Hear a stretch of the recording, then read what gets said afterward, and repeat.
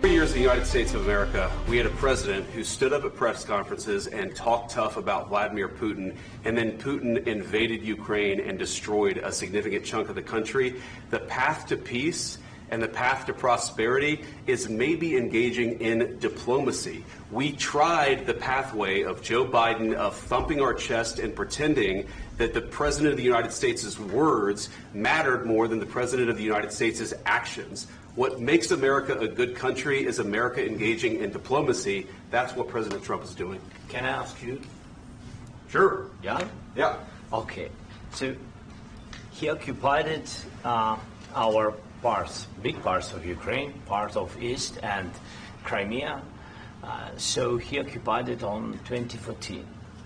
So during a lot of years, so I'm not speaking about just Biden, but those time was Obama, then President Obama, then President Trump, then President Biden, now President Trump, and God bless, now President Trump will stop him.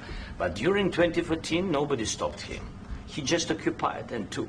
He killed people. You know what the contact 2015. 2014. 2014 and 2015. 2014. Yeah. So I was not here. Yeah, but that's exactly right. Yes, but during 2014 till 2022, yeah, the situation the same. The people have been dying on the contact line. Nobody stopped him. You know that we had conversations with him, a lot of conversation, my bilateral conversation, and we signed with him, me, like a new president. In 2019, I signed with him the deal. I signed with him, Macron and Merkel, we signed ceasefire. Ceasefire. All of them told me that he will never go. We signed with him with gas contract. Gas contract. Yes, but after that, he broken this ceasefire. He killed our people and he didn't exchange prisoners. We signed the exchange of prisoners, but he didn't do it. What kind of diplomacy, JD, you are speaking about? What do you mean?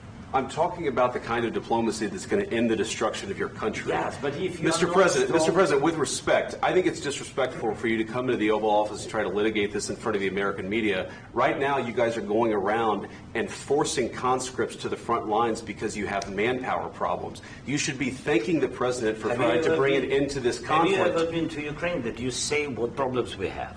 I have been to. Count once. I've actually watched and seen the stories, and I know what happens is you bring them on a propaganda tour, Mr. President. Do you disagree that you've had problems bringing people into your military? We have problems. And do you think that it's respectful to come to the Oval Office of the United States of America and attack the administration that is trying to prevent the destruction of your country? A lot of questions. Let's start from the beginning. Sure. First of all, during the war, everybody has problems, even you, but you have nice ocean and don't feel now, but you will feel it in the future. God bless. You don't know that. God bless. You God bless. You will not have war. Don't tell us what we're going to feel.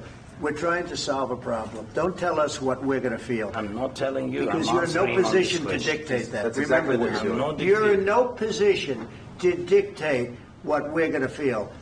We're going to feel very good. You will feel influence. We're going to feel very good and very strong. You will feel influence. You're right now not in a very good position.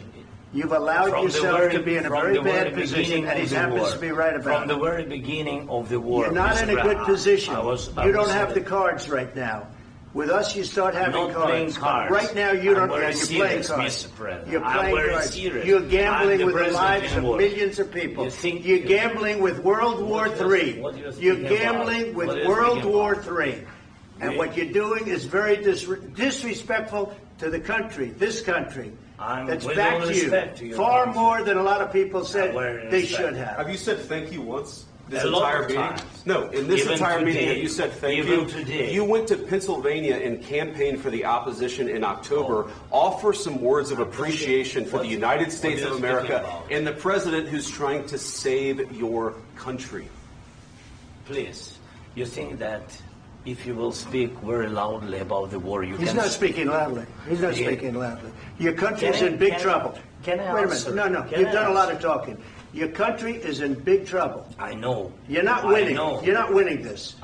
You have a damn good chance of coming out okay because of us. Mr. President, We are staying in our country, staying strong from the very beginning of the war. We've been alone, and we are thankful. I said thanks you haven't in been this alone. cabinet, You and haven't not been only alone. in this cabinet. We gave you, through I this said stupid president, $350 billion.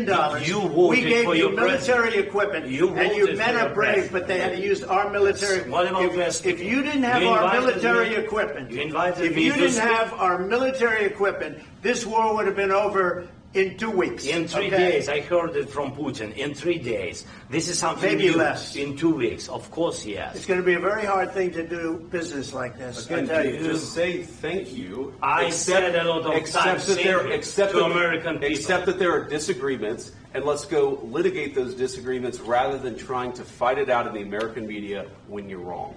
We know that you're wrong. But you see, I think it's good for the American people to see what's going on. I understand, sir. I think it's I very understand. important. That's why I kept this going so long. You have to be thankful. You don't have the I'm cards. thankful. You're buried there. Your people are dying. tell you You're again, running I low know. on soldiers. Listen, Please, you're running Mr. low on President. soldiers. It would be a damn good thing. Mr. And President. then you tell us, I don't want a ceasefire. I don't want a ceasefire. I want to go, and I want this. Look, if you could get a ceasefire right now, I tell you, you take it so the bullets stop flying and your men stop getting killed. Of course, we want to stop the war. But you're I saying said- you don't want a ceasefire. But I said to you, I want a ceasefire. with guarantees. Because you'll get a ceasefire faster than an agreement. Ask our people about ceasefire, what they think. That wasn't doesn't with matter me. for you what- that what wasn't is- with me. It That was with wasn't with a you. guy named Biden, who was not a smart person. This That is was your, with, this that was is with your Obama. president. It was your president. Excuse me. That was with Obama, who gave you sheets, and I gave you javelins. Yes. I gave you the javelins to take out all those tanks. Obama gave you sheets. In fact, the statement is Obama gave sheets and Trump gave javelins. You got to be more thankful, because let me tell you, you don't have the cards. With us, you have the cards. But without us, you don't have any cards.